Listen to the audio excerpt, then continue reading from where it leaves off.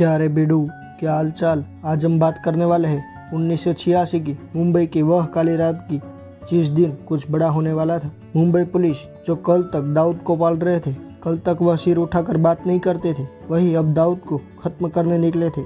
Mumbai police की सभी तैयारियां हो चुकी थी। एक से एक डेरिंगबाज और ईमानदार ऑफिसर्स चुने जा चुके थे। उन लोगों का मिशन था दाऊद इब्राहिम को मुसाफिर खाने से घसीटते हुए लॉकअप के पीछे धकेलना। इसीलिए वैसे ही मामू लोग चुने गए थे जो ईमानदार थे। कमिश्नर के इशारे पर पुलिस का काफिला मुसाफिर खाना के लिए निकल चुका था और फिर आधी रात को मामू लोग ने दाऊद के दफ्तर पर दस्तक दी। वहाँ टेबल पर आधा जलता हुआ सिगार ट्रे पर पड़ा था। वहीं बाजू में रखी हुई कुर्सी की नरम गद्दी पर गड्ढा धीरे धीरे भर रहा था, मानो जैसे अभी अभी कोई यहाँ बैठा था और अभी ही इस कुर्सी पर से उठा हो। कमरे की खिड़की भी खुली हुई थी। कमरे की हर चीज देखकर लगता था कि वह यही था, वह यानी कि डी कंपनी का सरगना और अंडरवर्ल्ड का बादशाह दाऊद इब्राहिम, जो अभी अभी यहाँ से फुर्र हुआ है। अगर उस रात मुंबई पुलिस 10 मिनट पहले पहुंच जाती तो दाऊद का गिरेबान उनके हाथ में होता। दाऊद का गिरेबान हाथ में आता तो दाऊद ना कभी दुबई जाता और ना ही मुंबई नगरी अपराधों के शिकंजे में आती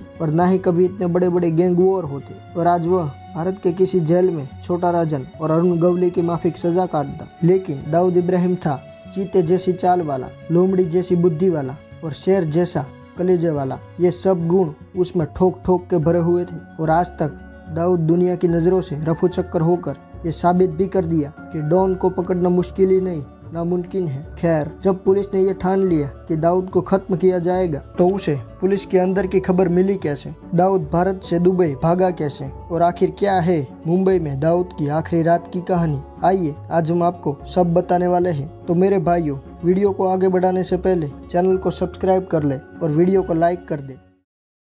नमस्ते मित्रों, आपका स्वागत है जे विथ आर यूट्यूब चैनल पर। दाऊद के डॉन बनने की कहानी 1975 से शुरू हो जाती है।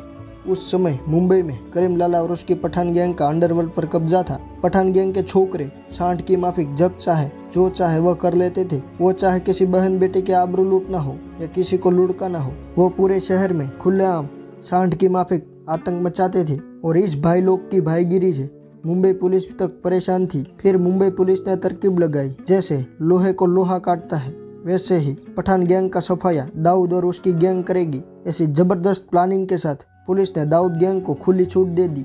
फिर क्या होना था, मुंबई पुलिस के आशीर्वाद से दाऊद गैंग पठान गैंग पर भारी पड़ने लगी और दाऊद ने अपना धंधा भी बढ़ा कर दिया। दोनों गैंग के गैंग वॉर में पठान गैंग ने दाऊद के बड़े भाई साबिर इब्राहिम को बीच सड़क गोलियों से भून डाला। फिर क्या था, दाऊद का खोपड़ा सनका और वह खुलेआम सबको लुढ़काने लगा। और लुढ़काते लुढ़काते दाऊद इतना बेकाबू हो गया कि पुलिस वाले भी अब उसे संभाल नहीं पा रहे थे। दाऊद की इसी माफिया स्टाइल को देखते हुए धीरे धीरे मुंबई पुलिस भी उसके खिलाफ हो गई। फिर क्या होना था, दाऊद और महजबीन की शादी को सिर्फ 15 दिन ही हुए थे। उधर खुशी का माहौल था और इधर पुलिस की कार्यवाही भी शुरू हो चुकी थी। पुलिस कमिश्नर DS सोमन के हुक्म से दाऊद इब्राहिम की तलाशी और धरपकड़ का फौरी वारंट जारी हो गया था। दाऊद के जितने पुराने मामले रफा दफा किए गए थे उसे खोद खोद कर निकाला जा रहा था। मुंबई पुलिस पूरी तैयारी कर चुकी थी, लेकिन उसे डर था कि उनका प्लान कहीं लीक ना हो जाए। इसलिए सिर्फ ईमानदार ऑफिसरों को टीम में रखा गया। पुलिस की फौज दाऊद को पकड़ने के लिए मुसाफिर खाना आ चुकी थी। यह वो जगह थी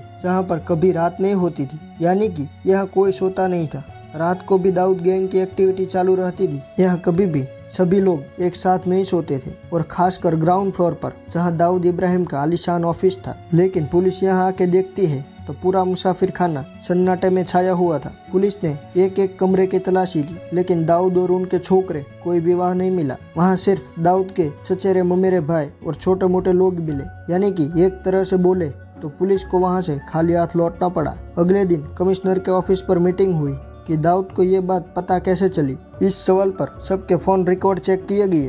तभी सब इंस्पेक्टर विनोद भट्ट ने कहा, हमारे मुसाफिर खाना पहुंचने से 10 मिनट पहले उस पर फोन आया था और इतने में वह निकल गया। उस रात दाऊद मुंबई से रॉकेट के माफिक गवा हो गया। हालांकि दाऊद इब्राहिम का पासपोर्ट मुंबई क्राइम ब्रांच के पास था, उसके बावजूद वह मुंबई से दिल्ली गया और वहां से कनेक्टिंग फ्लाइट लेते हुए भाग गया और पुलिस देखती रह गई। लेकिन भाई लोग दिमाग में जरा जोर डाले और सोचो कि उस दिन दाऊद पकड़ा जाता तो क्या होता। क्या दाऊद इतना बड़ा डॉन होता या किसी जेल में बंद होता या एनकाउंटर में मारा गया होता। आपको क्या लगता है वह कमेंट में जरूर बताएं। तो चलो इस RR भाई का बाय बाय, मिलते हैं फिर और नई कहानी के साथ।